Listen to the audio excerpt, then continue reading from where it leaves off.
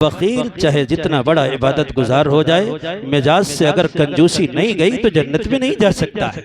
अल्लाह के नबी ने न सिर्फ हुक्म किया, न सिर्फ आपने लोगों को बताया, बल्कि करके दिखाया। मियाँ आप हैरान होंगे, अल्लाह के नबी की सखावत का नमूना देखकर रोना आएगा। अभी आप नबी नहीं बनाए गए, 36-37 साल की उम्र थी आपकी, शादी हो चुकी है, निकाह हो चुका है, अपने घर से किसी जरूरत के लिए मक्के में आपका जाना हुआ।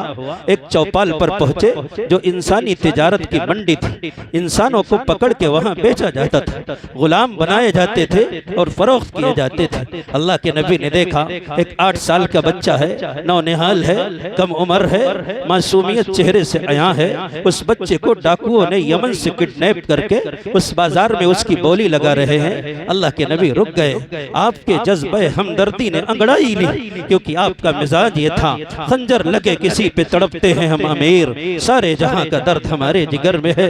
अल्लाह के हबीब रुक गए। बच्चे की बेबसी देख करके आप तड़प गए। जेब में कुछ नहीं था, वरना आप खरीद लेते। हाथ में हाथ डाला, जेब में फूटी कौड़ी नहीं थी, न दिरहम दीनार, न अशरफियां, न रियाल, न पैसे, न सोना, न चांदी। अपने घर गए, बहुत उदास है मेरे नबी, चेहरे से उदासी आया है। अल्लाह के नबी की उदासी को महसूस किया किसने? हम सब की माँ हजरत खदीजतुल कुबरा रज़ियल्लाहु ताला अन्हा ने करीब आई। मेरे शौहरे नामदार, आपको क्या परेशानी हुई है? आप आखिर उदास क्यों हैं? आपके चेहरे पर यह संजीदगी क्यों तारी है? ऐसा लगता है जैसे किसी ने आपका दिल दुखाया है। कोई बात तो आपके तबे नाजुक पर बारें गिरा बन के गिरी है। महबूब बताओ तो आपको हुआ क्या है? अल्लाह के नबी ने कहा, खदीजा कोई बात नहीं, बात यह है कि एक 8 साल का बच्चा, कमसिन बच्चा, मासूम बच्चा, मक्के में चौपाल में गुंडों ने अगवा करके वहां ला करके उसे बेच रहे हैं। मेरा दिल चाह रहा था मैं बच्चे को खरीद लेता, क्योंकि बच्चे की पेशानी से सलाहियत हुएदा है, शरीफ बच्चा मालूम होता है, सलाहियतों वाला मालूम होता है। खरीद लेता, अपने पास रखता, ताकि बच्चा जाए न होता। लेकिन खदीजा मैं क्या करूं, मेरे पास तो फूटी कौड़ी भी नहीं। तड़प उठी और कहने लगी, मेरे महबूब, मेरी जान भी आपकी, मेरा माल भी आपका, जो जान मांगो तो जान देंगे, जो माल मांगो तो माल देंगे, मगर हमसे न हो सकेगा कि नबी का जाहो जलाल देंगे। चचेरे भाई को बुलाया, पैसे ले लो, दिरहम दीनार की थैलियां भर लो, अशरफियों का अंबार ले लो, जाओ जिस कीमत से मुमकिन हो उस बच्चे को खरीद लाओ। मेरी अपनी ख्वाहिश नहीं है, मेरे महबूब की ख्वाहिश है, और आपकी ख्वाहिश पर मैं जान को कुर्बान करने के लिए हमेशा आमादा। चचेरे भाई गए, बच्चे को खरीदा। अल्लाह के नबी की बारगाह में बच्चा पहुंचा दिया गया। 3-4-6 महीने गुजरे थे। बच्चे के वालिद को यमन में पता चला कि मेरा बच्चा किसी शरीफ इंसान के पास मक्के में मुकीम है। बाप और चचा दोनों बच्चे को लेने आए, क्योंकि माँ बेचैन थी, मगमूम थी, इकलौती औलाद थी, वो भी छीन ली गई। इसलिए माँ तड़पा करती थी, रात में दर्द की टीसे उठा करती थी। कई दिन से उसने खाना पानी नहीं खाया था, तर्क कर दिया था, सारी ऐशो इशरत और सारी खरमस्तियां भुला बैठी थी। अपने शौहर को भूख भेजा, जाओ मेरे बेटे को लेकर आओ। बाप चला, मक्के में आया, अबू जहल से मिला, अबू लहब से मिला, काफिरों के गुरु घंटालों से मिला। इन काफिरों से पूछा, मोहम्मद कैसे आदमी है? कहा तुम नहीं जानते, शराफत जिनके ऊपर नाज करे, जो मुस्कुराए, जमाना महव हैरत बन करके जिसे देखे। तुम्हें मालूम नहीं है कि मोहम्मद कौन है? अरे बड़े सखी आदमी है, जिनके दर से कोई सवाली खाली हाथ नहीं जाता, बड़े अच्छे आदमी हैं। एक कुफर के गुरु घंटालों की वो गवाही थी, जो तारीख के तख्ती पर आज भी उजले हरूफ से अल्लाह तबारक व तआला ने कलम बंद कर रखा है। कहा अगर तुम्हें कोई जरूरत होगी, तुम्हारी जरूरत पूरी की जाएगी।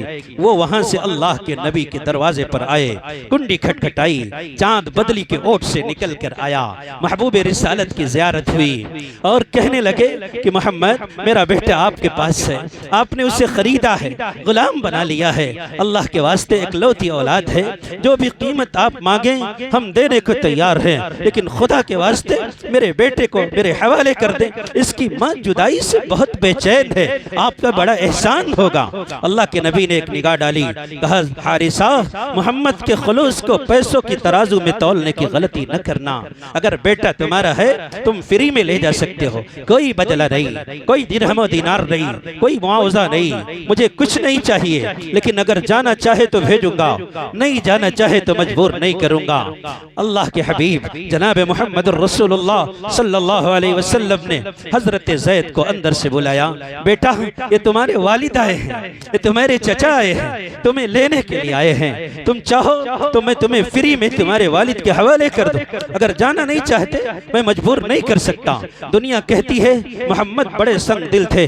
बेहया लोगों, तुमने तारीख को पढ़ा नहीं, या पढ़ा तो ताज्जुब का ऐनक लगा के पढ़ा। मेरा नबी तो इतना रहम दिल था कि जिसने कुल कायनात के लोगों को मुखातब करके ये कहा, इरहमु मन फिल अर्द इरहमकुम मन फिस समा, करो मेहरबानी तुम अहले ज़मीं पर, खुदा मेहरबान होगा अर्शे बरी पर। ज़ैद, जाना चाहो तो जा सकते हो, अगर नहीं जाना चाहे तो मैं मजबूर नहीं कर सकता। हजरत ज़ैद ने अपने वालिद को देखा और मोहब्बत भरी निगाह डाली। अब्बा, आपकी गोद में खेला हूँ, आपने कंधों पर बिठा करके मुझे बाजारों की सैर कराई है, आपने खिलौने ला के दिए हैं, आपकी उंगली थाम कर मैंने चलना सीखा है। मुझे यकीन है कि मेरी माँ मेरी मोहब्बत में मचल रही होगी। अब्बा, जाकर के मेरी माँ से मेरा सलाम कहना और कहना तेरा बेटा एक ऐसी जगह है, अगर हयाते मुस्तार के लम्हों ने वफा की और जिंदगी ने अगर कभी मौका दिया, यमन आएगा, तेरा बेटा तुझसे मिलेगा, लेकिन जिसकी गुलामी का मजा चख चुका है ना, उसके दर से तेरा बेटा जुदाई पर आमादा नहीं है। अब तो उसकी आरज़ू नहीं है, कुल कायनात के उन तमाम लोगों की यही आरज़ू है जिन्होंने एक घड़ी मेरे आका की ज़ियारत की कि निकल जाए दम तेरे कदमों के नीचे, यही दिल की हसरत, यही आरज़ू है। ज़ैद ने कहा रज़ियल्लाहु ताला अन्हु कि जाइए मेरा सलाम अर्ज़ कर देना, मैं मरकर भी इस दर से जुदा होना गवारा नहीं कर सकता। ताजे सुलेमान को भी इस गुलामी के सामने मैं अपने पैरों के ठोकर में रख के उड़ाने का जज्बा रखता। वालिदैन क्या सोच रहे होंगे? अल्लाह के नबी जनाब मोहम्मद रसूलुल्लाह सल्लल्लाहु अलैहि वसल्लम का अखलाक, आपकी सखावत यहाँ आप रुक करके सुन ले।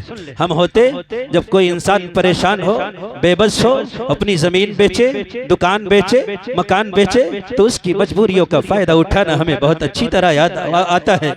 लेकिन ऐसे मौके पर इंसान के साथ सखावत का मामला करना बहुत मुश्किल होता है। हमारे नबी ने इस मौके पर भी सखावत का इजहार करके इंसानियत के सर को फख्र से बुलंद कर दिया।